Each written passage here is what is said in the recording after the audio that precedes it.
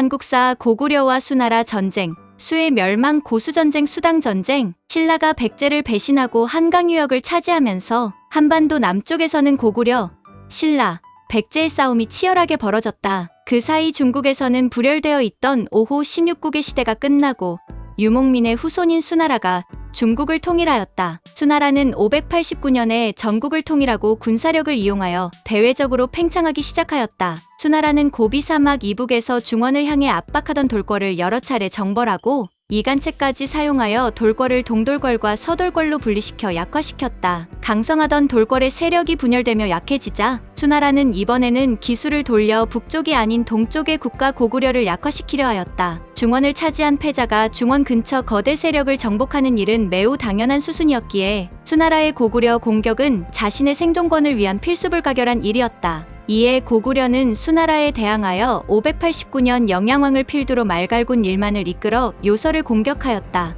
이에 수나라 초대 황제 문제는 30만이라는 대병력을 동원하여 고구려로 공격할 것을 명했다. 그러나 수의 군사들은 먼 곳까지의 정벌에 대해 준비된 상태가 아니었다. 이들은 요하를 건너기도 전에 대규모 보급의 실패로 질병과 기근에 시달리다 철군하였다. 1차 정벌 당시 육군에 비해 수군이 더 피해가 막심했다. 수나라의 창시자인 수 문제의 뒤를 이어 수 양제가 즉위하였다. 아버지인 문제를 강제로 폐위시키고 등극한 수 양제의 즉위로 동아시아는 다시 전쟁의 긴장감에 휩싸이게 되었다. 양제는 즉위 초부터 황하와 양자강을 잇는 대운하 건설을 추진하여 국력을 소진하고 북쪽에는 장성을, 남으로는 남월과 대만을 정벌하는 등의 정복사업과 토목사업을 펼쳤다. 운하의 필요성은 타당했으나 동시에 많은 토목사업이 추진되면서 양제의 정치력은 국내외의 의심을 받게 되었다. 수의 움직임을 긴밀히 관찰하던 고구려는 607년 동서로 분열된 돌궐에 사신을 파견하여 수를 고립시키려고 하였다. 그러나 수 양제는 고구려의 계획을 파악하고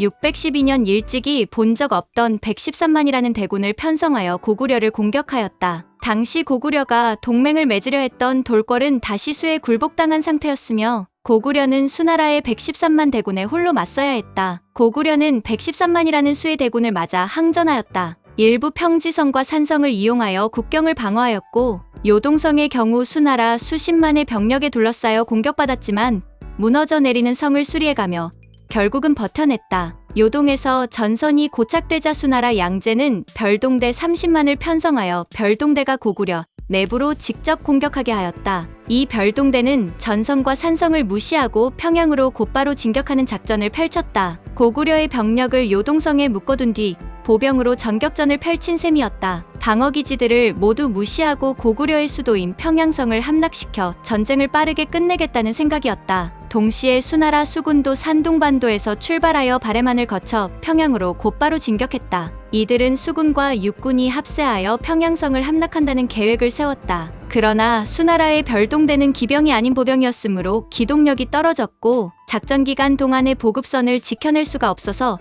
병사 스스로 보급품을 짊어져야 한다는 리스크가 있었다. 100일에 달하는 기간의 보급품을 받은 이들은 자신의 식량과 무기를 행군 도중에 버렸고 별동 작전 중 많은 탈영과 인원 손실이 있었다. 수나라 우중문의 별동대는 갖은 고생 끝에 평양에 도착해 수군과의 합류를 통해 보급을 받고자 했다. 그러나 이미 수나라 수군은 육군을 기다리지 않고 독단적으로 평양성을 공격했다가 실패하여 이미 산둥반도로 되돌아가고 난 후였다. 우중문은 어쩔 수 없이 육군 병력을 돌려 다시 수나라 본대로 복귀하고자 했으나 고구려군의 계속된 추격을 받아야 했다. 이때를 기다려왔던 고구려군은 지금의 청천강인 살수에서 되돌아가는 수나라 군대에 총공격을 가해 치명적인 타격을 가했다. 이를 살수대첩이라 한다. 흔히 알고 있는 살수대첩은 수공에 의해 수나라 병사를 전멸시켰다고 하는데 이는 사서에 전해지지 않는 기록이다. 수나라의 역사를 기록한 중국의 역사서인 수서에 따르면 이때 30만 명의 별동대 중 살아남은 자가